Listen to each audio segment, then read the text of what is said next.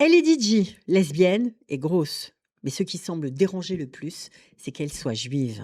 Barbara Butch, internationalement connue depuis sa participation à l'ouverture des JO de Paris, a depuis été victime de harcèlement qui mêle antisémitisme, lesbophobie et grossophobie.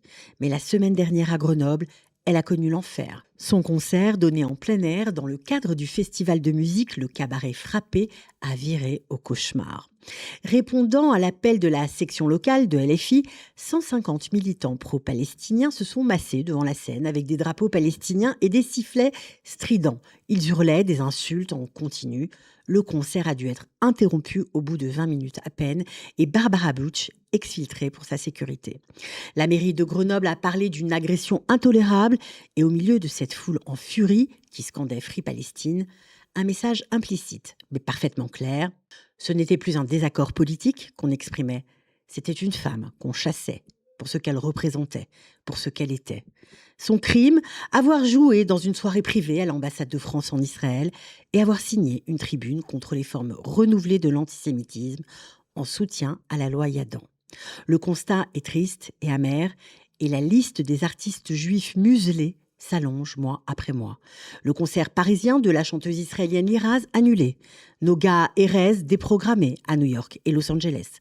Enrico Macias interdit de scène à Istanbul. Amir visé par un appel au boycott avant de se produire malgré tout aux Francopholies.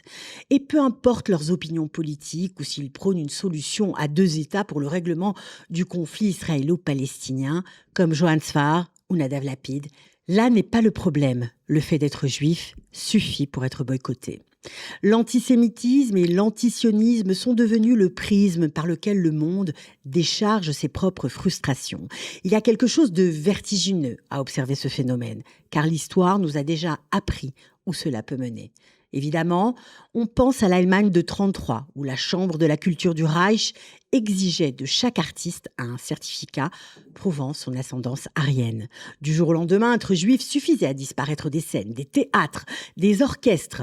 Peu importait le talent, l'intégration, les états de service, seule comptait la judéité. Alors bien sûr, nous n'en sommes pas là, mais le mécanisme, lui, est troublant de ressemblance. LFI et autres consorts justifient cette traque au nom d'une cause légitime. Mais les spectateurs terrorisés qui ont fui le festival avaient plutôt l'impression d'une chasse aux juifs que d'une protestation politique. Certes, quelques voix courageuses s'élèvent contre cette injustice, comme Bob Sinclair sur les réseaux ou encore les 300 signataires d'une tribune dans les colonnes de Libé. Mais cela sera-t-il suffisant pour stopper cette haine antisémite qui ressurgit de nos cendres ? Je ne le pense pas. Je finirai avec les mots de Barbara Butch publiés dans Le Monde. Une démocratie se juge à la protection de ceux qu'une foule voudrait faire taire. Aujourd'hui, c'est moi. Demain, ce sera peut-être vous.